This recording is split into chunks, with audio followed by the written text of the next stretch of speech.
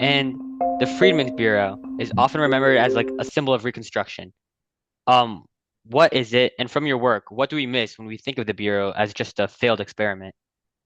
Yeah, so the Freedmen's Bureau is, this really revolutionary federal agency that gets founded in March of 1865, right, as the Civil War is winding to a close. And, I think the one thing we can kind of get off the table is that the Freedmen's Bureau obviously didn't do everything that newly freed people wanted. I mean, it was a Herculean task and it was constantly understaffed, didn't have enough money, the budget was at one point, I think Congress had not even allocated a budget at one point. So it Yeah. was asked to do this like unbelievable amount of work on a shoestring budget. And so it obviously falls short. And I think one of the questions that scholars of Reconstruction have been working on is, should we say Reconstruction failed or should we say it was overthrown?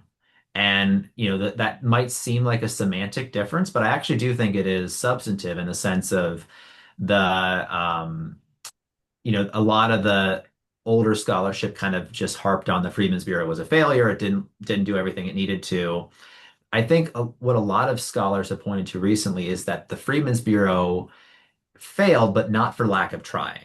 That there were bureau agents ranged from, pro-Confederate sympathizers to hardcore abolitionists, but there was a good core of bureau agents who were trying to help free people. They brought their own assumptions about race, about gender, about kind of free labor ideology that colored a lot of their interactions with freed people. But the general conclusion, or I think the direction historians are going, is that most bureau agents and the bureau itself, they did try. Like they really tried to stop the white supremacist violence against freed people, to try to help freed people get their footing in this new society. But the reason it quote unquote fails, or as I think we're trying to think about recharacterizing it was overthrown, is because the resistance from white Southerners was so massive and so violent, the Bureau just never had the resources to overcome it. Yeah, I always find that interesting, especially because part of the Bureau's goal was also to help poor white people in the South as well. It wasn't purely just to help freed people, but also white people as well. So that's interesting that other, I guess, richer, wealthier white people still had that animosity towards black people that they wouldn't want it to exist, I guess. And I think animosity too towards the federal government and represented by the Republican Party, and obviously this is areas of the South that have just been conquered by the Union Army, so they are not Yeah. um, still not quite necessarily accepting defeat. And I think one thing that we learn is, even as white Southerners leave the Confederate Army and head home, they are still, as a good number of them are still rejecting emancipation as a result of the war. There's still, I mean, one thing that I think a lot of scholarship has emphasized with really great clarity is just how hard slavery was to kill, like how resilient slavery was, how it kept propping up, and how whites were doing all sorts of machinations to try to find some way to keep slavery alive even in this year 1865, and we often think, oh, slavery's done and dead.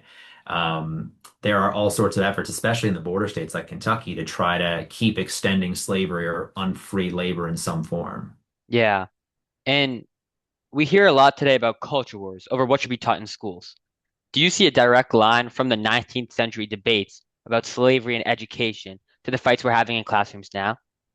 Yeah, it's a great question. I think there's certainly a lot. I mean, you look at the issue of free speech that comes up in the 1830s in particular, and many other points. But when Southern congressmen in the House introduced the gag rule, where they try to bar any anti-slavery petitions from being read on the House floor, the anti-slavery congressman led by former President John Quincy Adams, who was back in Congress as a congressman, argue that the gag rule is a violation of free speech. That this idea that, and that's actually a really good strategy for getting more Northerners on board with the anti-slavery cause, that slaveholders and this slave power, this kind of oligarchy of elite slaveholders that Northerners like to picture was controlling the government were trying to stifle their free speech. So I think that's a connection. There's also connections to colleges in the border states like Missouri that, um, you know, there was a college in northeastern Missouri called Marion College, which short-lived, and the faculty and students had some of them had anti-slavery leanings, and there was a pro-slavery mob that came on campus and basically wanted to burn all of the anti-slavery books in the school library. And ultimately, the school caved and basically fired the anti-slavery professor.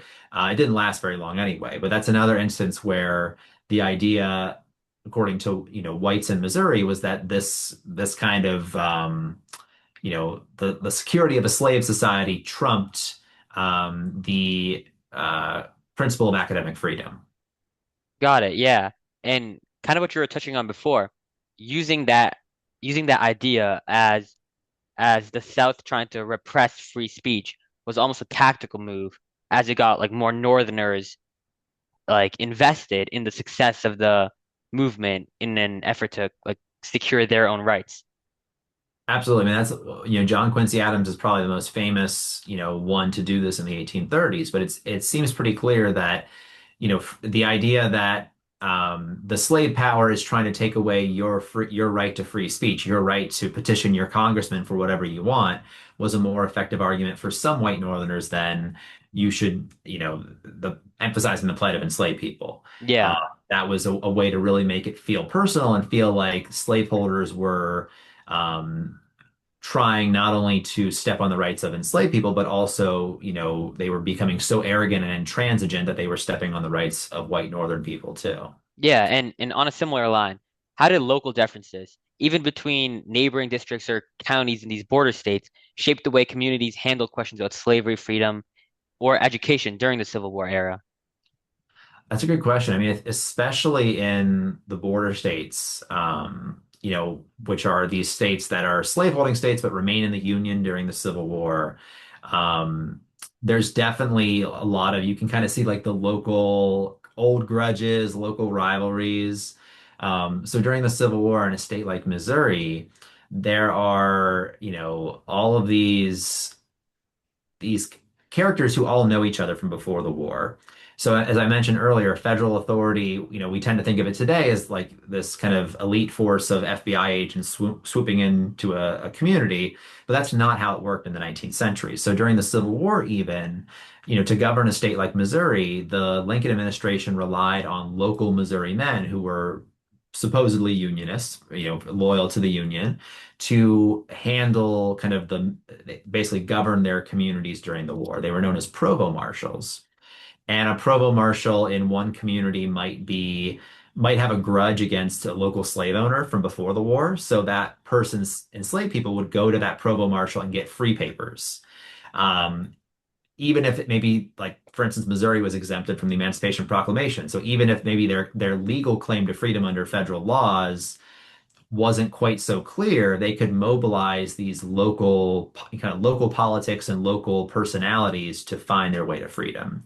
So that's one way that kind of, the the kind of weird little quirks of how the federal government worked during the 19th century could potentially, work to enslave people's advantage. Do you think this ever happened in reverse, where a one of these people put in charge would actually owe a favor to like a slaveholder and would refuse to give them their free papers? Or do you think it was always like a one-sided thing?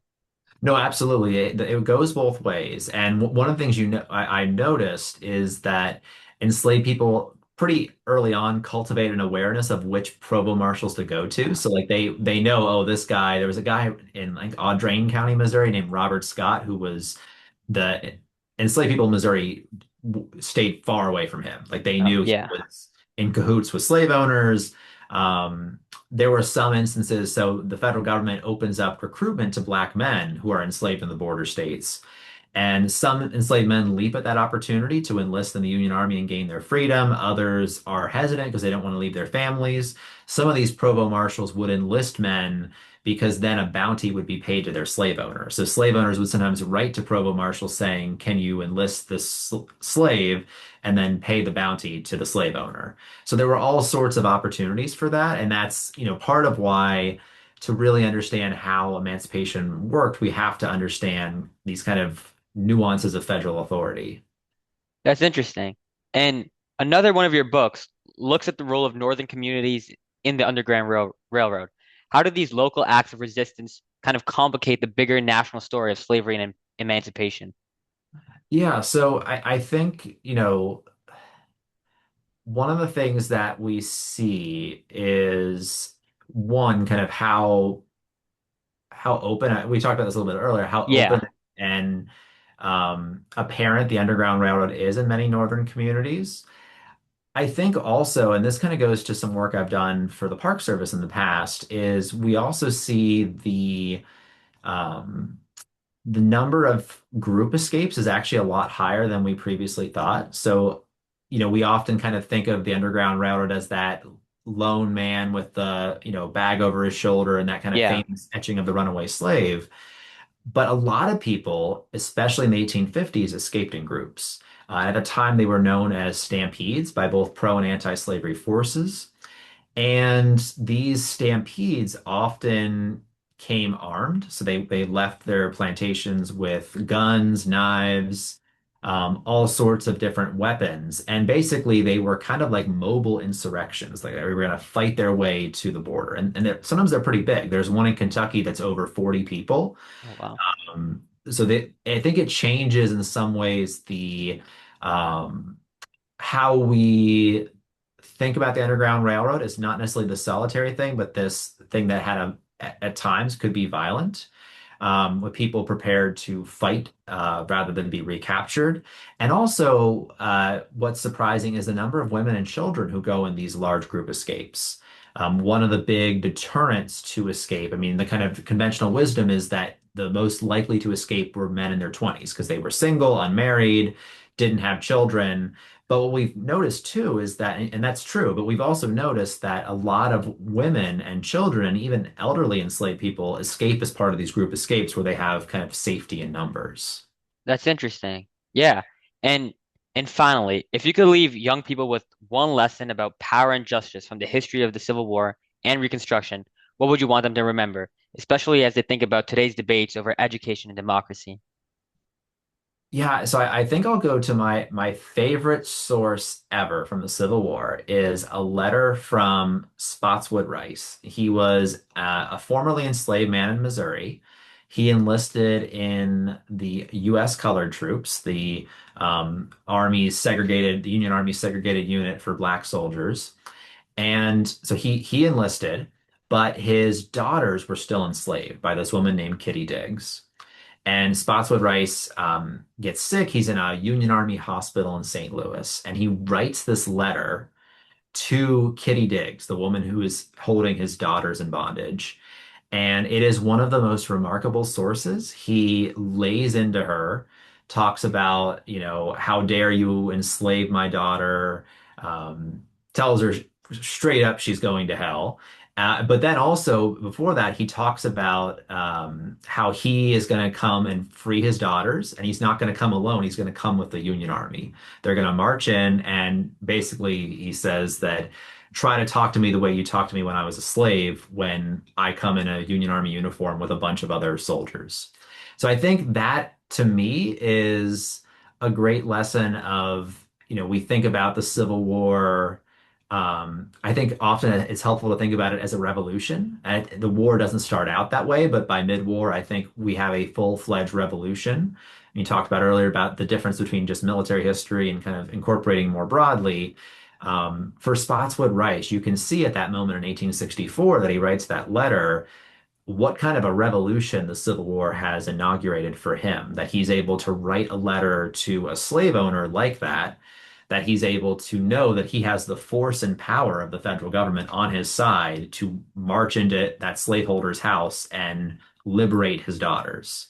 So it's a remarkable letter to me about, I think, the Civil War, and we can talk about the disappointments and shortcomings of Reconstruction as kind of an unfinished revolution, but we shouldn't lose sight of just how revolutionary it was, especially for enslaved people who are part of this caste that makes emancipation a reality. Yeah, it definitely was a distinct change from before the Civil War and after the Civil War. It's a big turning point in American history.